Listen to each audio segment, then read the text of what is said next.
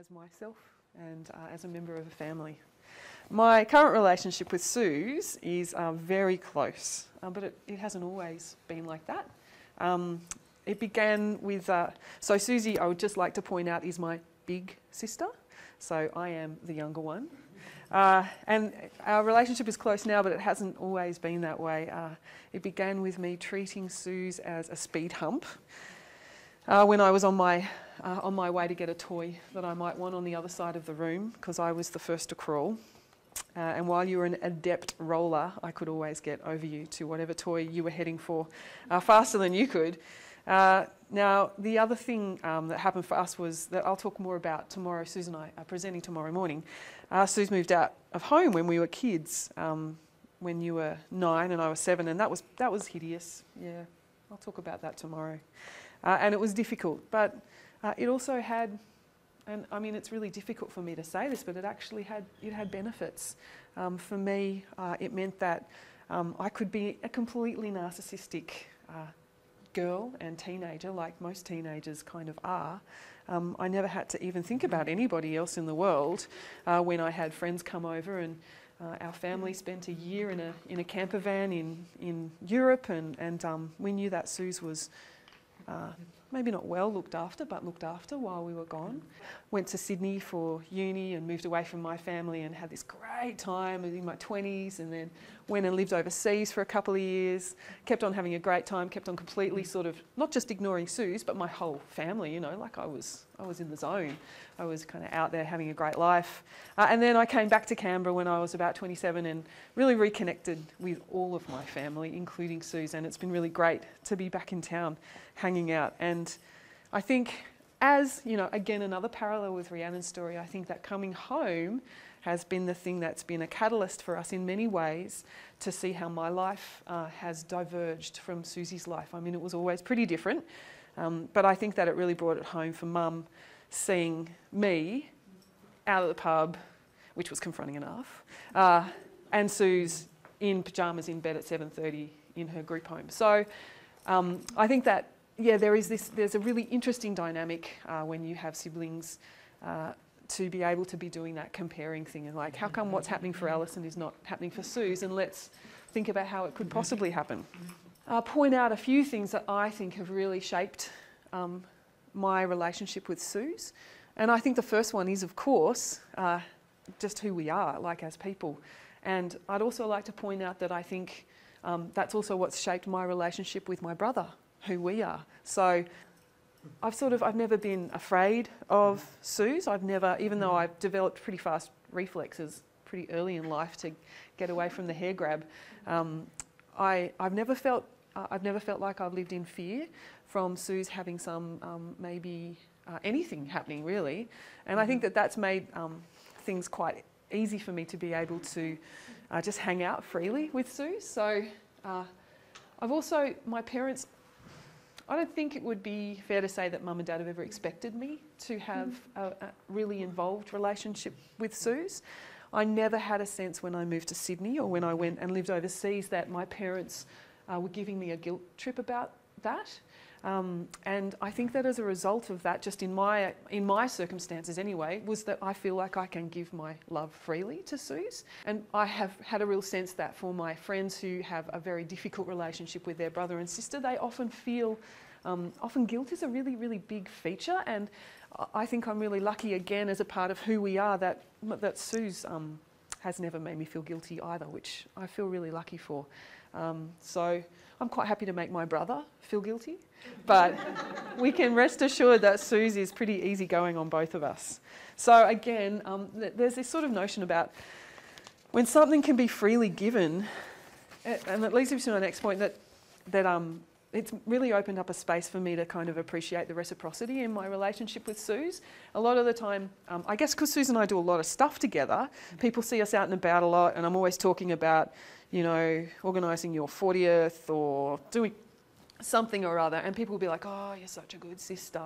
And I'm like, yeah, you keep telling me that, I'm quite happy to hear that, but actually, when it doesn't suit me, I don't do it. You know, like, I do this because I actually really enjoy hanging out with Suze, and I really enjoy the kind of different, because you are really not like anyone else in the world, and it's a great opportunity to sort of hang out with someone who's not like anyone else in the world. And I don't mean that kind of tokenistically. I really, and again, I think because I've been able to freely give this relationship, that I've had the chance to really appreciate what I get out of the relationship, as well as what I give to it.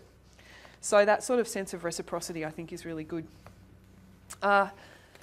I think being a connected family has been a really helpful thing in shaping my relationship with Suze, because our family have always been really closely connected to lots of other families. We've always lived in the same house, but we come from, I guess, a community of faith, and that community of faith was actually one that where it's involved us meeting with other families throughout a lifetime. So we've got some friends who are kind of almost like family, really, and that's been really important, I think, for me to feel like we're not kind of doing it alone, which sounds like a silly thing, but it's really important. And so also lately we've started up a circle of support for Suze, and that's been really helpful too, and I'd love to talk more about that if anyone wants to talk about it. The last thing I want to sort of talk about is something I'm calling an overarching narrative, or how we define ourselves. And I wasn't really sure what you guys would be wanting to hear about today. But often when people ask me about what it's like to be a sibling, they're often a parent, and they're often saying to me, how do I make sure my son or daughter who has a disability, that his brother and sister, that they're going to be okay? And I, you know, that's really, that's a kind of a big question, which is fine. But I think what I want to say is that the advice that I would give to a family where there is a child with a disability is the same advice I would give to any family, which is connect the story of your family to an overarching narrative. You know, that not the kind of narrative that's all about how you know, life is really tough and we're doing it really well, but that life is ordinary. Rhiannon talked about the word ordinary, and I think that's a really powerful word to use, that life has its ups and its downs, and that everyone's life has its ups and its downs. And how we kind of define our life and the overarching narrative that we sort of connect it to is sort of going to be something that leads us to, it's like a self-fulfilling prophecy in some ways. I read this amazing article on Huffington Post that says that families have 3 different overarching narratives. One is we started at the bottom and we worked our way to the top. The second overarching narrative was we used to have it all and now everything is difficult. And then the third narrative, which is apparently the most healthful narrative, is our life has its ups and its downs. And the life of our family before us had its ups and its downs. So again, it's funny that I've come full circle to my dad, whose genealogy I used to find really annoying, having to traipse around graveyards as a child all the time. I can see now the importance of connecting our lives to the lives of not just the people around us, but to the people who've come before us, to help us see that things that happen for us are normal. Because they are. I love that. Whose presentation was it? Who said disability is normal? Man. Yeah, Patrick, that was fantastic. I can't agree more than that. So if I had any advice, I would be for you to go away and think about, well, what is the story of my family? If I was some sort of historian writing the story of my family, what would that story be? What would the opening paragraph be? Would it be a story about tragedy? Would it be a story about things being difficult? Would it be a story about how sometimes they're difficult, sometimes they're great, and they're often something in between? I would also, as you know, Rhiannon said, I would nurture slow growing seeds of connection, having that circle of support. We put a lot of work into our circle of support the first couple of years it was around, and in all honesty, we've met once this year. But I know that they're there. And so for me, it's almost kind of a bit of a relief that I don't have to organise those flaming meetings every 2 months anymore, which is great, but I know they're all there, and those seeds are slow, but they are growing. And that when mum and dad are gone, or when I'm really busy with my kids, that those people are there, which is great. And build embeddedness. So on my first slide, I had a thing, my favourite quote in the whole world, which is this one from Lilla Watson, who was an activist with the Aboriginal Tent Embassy, which says, actually it's the Loonig one. That is my favourite quote of all time. And on our circle of support, where we take notes, we write down, if you've come here to help me, you're wasting your time. But if you've come to help because your liberation is bound up with mine, then let us work together. when we started the Circle of Support, I was experiencing a few guilt issues about how can we ask all my busy friends to come and spend time on my stuff. And one of my friends, who is just a genius, said, sorry, Alison, our liberation is tied up with Susie's liberation. We're not here because you're asking us a favour. We're here because we're all in this together. And yeah, so that's been really helpful for me.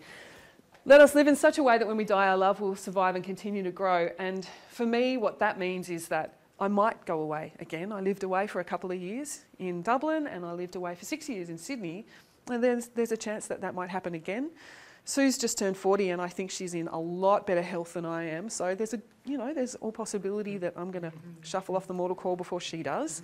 And so everything that I'm trying to do with Suze, when it's development work, I'm trying to build embeddedness for Suze so that she is not relying on me to make it happen for her, but that eventually they will be things that just happen. Anyway, I think I'm preaching to the converted on that one because I'm sure you all agree. So I'll pass it over to Maureen.